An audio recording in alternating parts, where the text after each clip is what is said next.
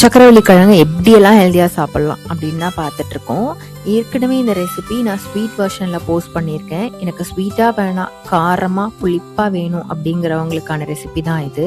முக்கியமாக நான் சுகர் கட்டில் இருக்கேன், டயபெட்டிக்காக இருக்கேன் அப்படிங்கிறவங்களுக்கான ரெசிபி இது. ஏற்கனவே வேக வச்சு ரெஃப்ரிஜரேட் பண்ணி வச்சுருக்க சக்கரவள்ளி கிழங்க பேஸாக வச்சு அதில் முருங்கைக்கீரை, வேக வச்ச பாசிப்பயிரை கலந்து ஒரு சப்பாத்தி டோ மாதிரி ரெடி பண்ணிக்கணும். இதை டோவாக வரத்துக்கு கொஞ்சம் அரிசி மாவும் கொஞ்சமாக ஜவரிசி மாவும் கலந்துக்கிறோம்.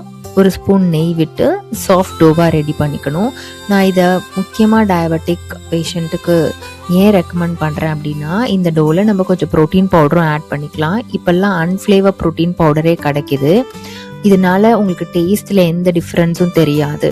இந்த டோலையே நம்ம ப்ரோட்டீன் பவுடர் மிக்ஸ் பண்ணியிருக்கோம். இதை மாதிரி நீங்கள் எந்த உணவில் வேணாலும் இப்போ ப்ரோட்டீன் பவுடரை மிக்ஸ் பண்ணிக்கலாம். அன்ஃப்ளேவர் ப்ரோட்டீன் பவுடர் மார்க்கெட்டில் அவைலபிளாக இருக்குது. அதே மாதிரி ப்ரோட்டீன் பவுடரை அளவுக்கு அதிகமாகவும் பயன்படுத்தக்கூடாது. எதையுமே திட்டமாக தான் பயன்படுத்தணும்.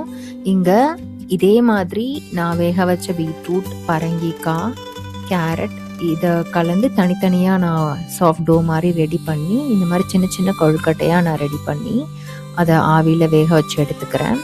முக்கியமாக இந்த பால்ஸை நம்ம டிப் பண்ணுற இன்க்ரீடியண்ட் ஒரு ஹீரோ இன்க்ரீடியண்ட். இந்த டிஷ்ஷவே கம்ப்ளீட்டாக கட் ஹெல்த்தியாக மாற்றுற ஒரு இன்க்ரீடியண்ட் வேறு யார்? தயிர் தாங்க. இந்த தயிர் கூட என்ன மாதிரி ஸ்பைசஸ் உங்களுக்கு சேர்க்க பிடிக்குமோ அதை மாதிரி நீங்கள் சேர்த்துக்கலாம். நான் இங்கே கொடுத்துருக்க மாதிரி தான் சேர்க்கணுங்கிற அவசியம் கிடையாது. முக்கியமாக ஒரு உணவை நம்ம ருசித்து சாப்பிடணும். அதனால் நம்மளுக்கு என்ன பிடிச்சிருக்கோ அதை இதில் சேர்த்துக்கிறது ரொம்ப முக்கியம்.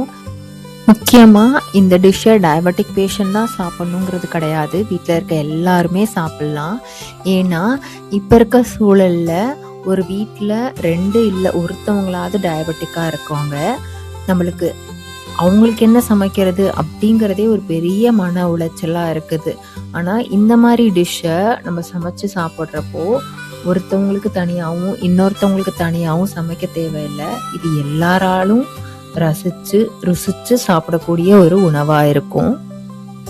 இதை ஹெல்தி கட் பவுல் அப்படின்னு ஏன் சொல்கிறேன் அப்படின்னா, இதில் கூல் பண்ணியிருக்க சக்கரவள்ளி கிழங்கு ஆட் பண்ணுறோம். அதனால் என்ன ஆகும்னா, அங்கே இருக்க ஸ்டார்ச் ரெசிஸ்டன்ட் ஸ்டார்ச்சாக கன்வெர்ட் ஆகி ஒரு நல்ல ப்ரீபயோட்டிக் சோர்ஸை ஆட் பண்ணும்.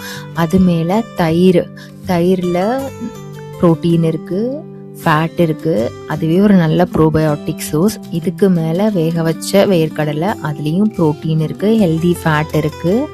இது மேலே ஃபைபர் சோர்ஸ் மாங்காய், கேரட்டு, முருங்கைப்பூ.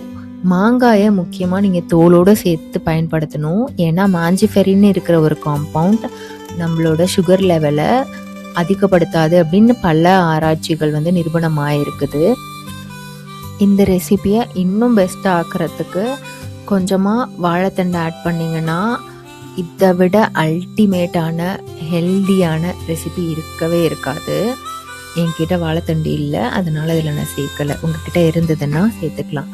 நான் எல்லா வீடியோலையும் சொல்கிற மாதிரி தான் நம்ம வீட்டை சுற்றி இருக்கிறது, நம்ம சுற்றி இருக்கிற உணவுப் பொருட்களை நம்ம இதிலெல்லாம் பயன்படுத்த முடியுமோ அதிலெல்லாம் பயன்படுத்தினா கண்டிப்பாக ஒரு ஆரோக்கியமான உணவை நம்மளால் தயாரிக்க முடியும்.